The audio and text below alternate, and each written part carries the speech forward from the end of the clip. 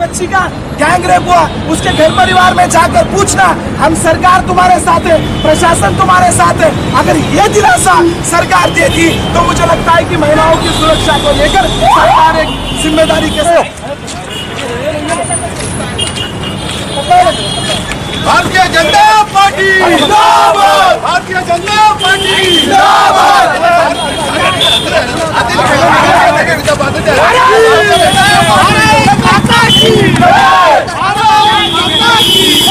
जय श्री राम, जय श्री राम, जय श्री राम, माता की जय, माता की जय।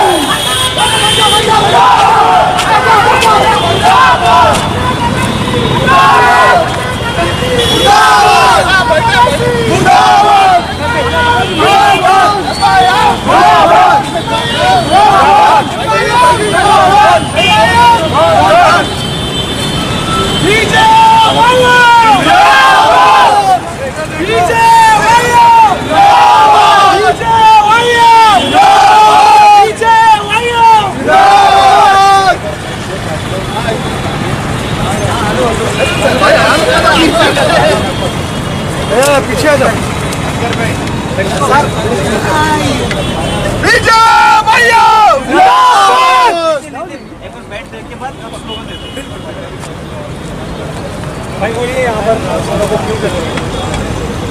पिछले 28 तारीख के दिन जिस तरह से गैंग रेप जो हुआ है, एक मासूम लड़की के साथ 5 लोग मिलकर बलात्कार करते हैं और 28 तारीख के दिन उनको उनके परिवार वाले जब जाके पीएस में कंप्लेंट देते हैं तो उनका शिकायत नहीं लिया जाता।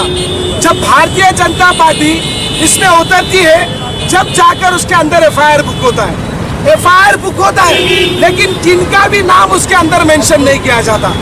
जिस तरह से हम देख सकते हैं कि AIMIM का विधायक का बेटा उसके अंदर है।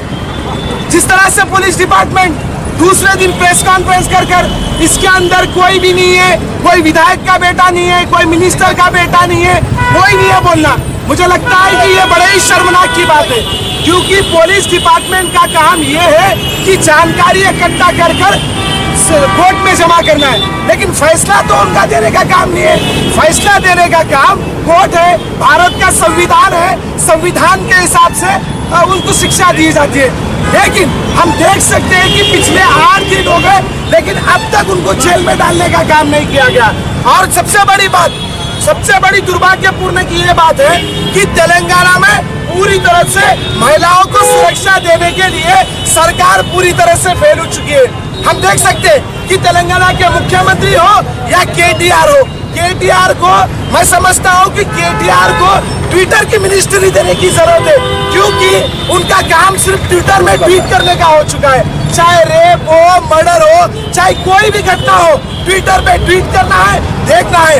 अगर KTR महिलाओं की सुरक्षा की जिम्मेदारी लेते, अगर KTR जिस तरह से हैदराबाद में जो घटनाएं हो रही है उनके घर पर जाते, उनको बोलते सरकार आपके साथ है, प्रशासन आपके साथ है, जो लोग ये कांड करे हम उनको जेल में डालेंगे, ऐसा अगर आश्वासन देते तो मुझे लगता है कि हाँ भाई, कम से कम यहाँ पर महिलाओं को सुरक्षा देने के लिए सरकार है।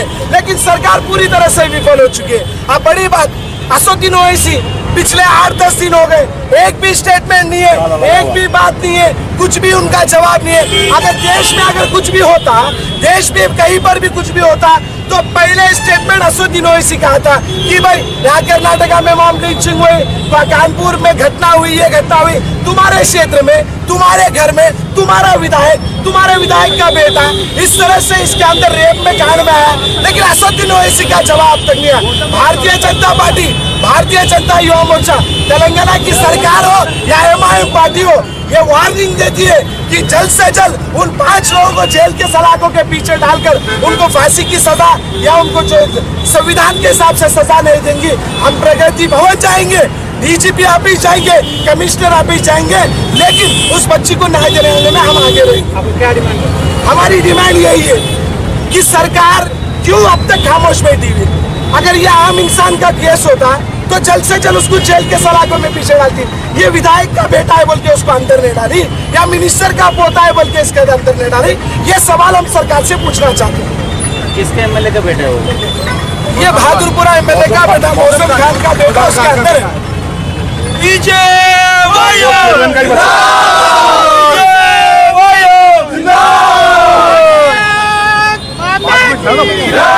भारत माता की पिछले 28 तारीख के दिन जो कांड हुआ हैदराबाद में, 5 लोग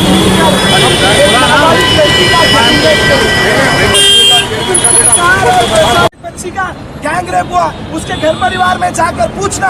हम सरकार तुम्हारे साथ है, प्रशासन तुम्हारे साथ है। अगर ये दिलासा सरकार देती तो मुझे लगता है कि महिलाओं की सुरक्षा को लेकर सरकार एक जिम्मेदारी के साथ बात करती थी बोल के मुझे लगता है। एक चेयरमैन के बेटे का भी नाम आ रहा ना, उस ताल्लुक से क्या है? देखिए, वक्फ बोर्ड का चेयरमैन का बेटा भी इसके अंदर है। ये बड़े शर्मनाक की बात है। समझ में नहीं आ रहा कि सरकार का मकसद क्या है, सरकार क्या काम करना चाहती है। अगर मासूम अब तक ना तेलंगाना के मुख्यमंत्री की तरफ से प्रेस मीट हुआ, ना केटीआर की तरफ से प्रेस मीट हुआ, ना सरकार की तरफ से प्रेस मीट हुआ, ना एमआईएम पार्टी से प्रेस मीट हुआ, ना असदुद्दीन ओवैसी की तरफ से प्रेस मीट हुआ, किसी के तरफ से प्रेस मीट नहीं एक हुआ। वाकया और एक जो है जो दिशा केस में हुआ था, डीसीपी वेस्ट जोन ये बताए कि माइनर का जो है विक्टिम और एक्यूज का नाम एफआईआर में नहीं डालते, जो सेक्शन बुक हुए फिर अब किसके ऊपर केस होगा। और वहाँ पर तो सजनार साहब इनकाउंटर करे थे, फिर अब यहाँ कहीं को यहाँ पॉलिटिकल लीडर्स का है, एमएलए और वक्फ बोर्ड चेयरमैन के बच्चे वीआईपी है बोल के उनको कुछ एक्शन नहीं हो रहा क्या? बराबर आप बराबर बात करें। वीआईपी का बेटा उसके अंदर है, कोई एमएलए का मिनिस्टर का बेटा है, इसलिए उनको सजा नहीं दे रहे। अगर कोई आम इंसान होता तो आज वो जेल के सलाखों में सड़ता। मिनिस्टर के बेटे, एमएलए के बेटे बोल के खुले आम आज भी फिर रहे। हमारा सवाल क्या है, आज तेलंगाना में कितने हर जगह मर्डर हो रहे, हर जगह वारदातें हो रहे, हर जगह रेप केस हो रहे। एक चोर को पकड़े तो, मामूली चोर को पकड़े तो, गांजा पकड़े तो, या कुछ भी पकड़े तो प्रेस मीट करके उसको जेल के अंदर डाले। अरे गैंग रेप करा उसको अंदर नहीं डाल रहे। राजेंद्र नगर में टीआरएस का लीडर कामवाली को रेप करा ना, राजेंद्र नगर में भी हुआ, उसका भी अब तक कुछ भी नहीं है। शमशाबाद में हुआ, राजेंद्र नगर में हुआ, पहाड़ी शरीफ में हुआ, पूरे टीआरएस के लीडर से। पार्टी हो गई है। और जो है जब तेलंगाना का इशू था तो केसीआर साहब और हरीश राव, केटीआर सब जो है धरना दे रहे थे। आज सबको क्यों रोका जा रहा धरने से? भारतीय जनता पार्टी की तरफ से एक ही डिमांड है, हमारा मकसद महिलाओं को सुरक्षा देना है, युवाओं को सुरक्षा देना है, बूढ़े बुजुर्गों को सुरक्षा देना है। आप देख सकते हैं कल भारतीय जनता पार्टी इतना बड़ा कदम ली। नुपुर शर्मा जो कि देश में मुस्लिम समाज के एक नबी के बारे में उसने गलत स्टेटमेंट दिया। भारतीय जनता पार्टी ने मुसलमान के सम्मान के लिए, उनके धर्म के लिए, उनके समाज के लिए इमीडिएट उसको बर्खास्त कर 6 साल के लिए नुपुर शर्मा और नवीन जिंदल को डिमांड करे। आज मैं असदुद्दीन ओवैसी से पूछना चाहता हूँ, जब अकबरुद्दीन ओवैसी 15 मिनट की बात करा, जब अकबरुद्दीन ओवैसी भगवान श्री राम के बारे में बात करा, अकबरुद्दीन ओवैसी भाग्य लक्ष्मी के बारे में बात करा, जब असदुद्दीन ओवैसी का सो रहा था, जब उसको मीडिया पूछ रही थी कि तुम्हारा क्या मकसद है अकबरुद्दीन ओवैसी को जेल में डालने के लिए, कुछ तो भी तुम्हारा स्टेटमेंट है। जब असदुद्दीन ओवैसी का क्या जवाब होता, हम कुछ नहीं करेंगे, हम संविधान के ऊपर विश्वास करते, संविधान जो संविधान के हिसाब से निर्णय लिया जाएगा वो करेंगे, संविधान का हम भी इज्जत करते। आज अकबरुद्दीन ओवैसी को भाई इज्जत नहीं करे। अगर अकबरुद्दीन ओवैसी को असदुद्दीन ओवैसी जब हिंदुओं के देवी देवताओं को ये बात कहे तो इमीडिएट उसको सस्पेंड करना था और उसके लिए बात करना था।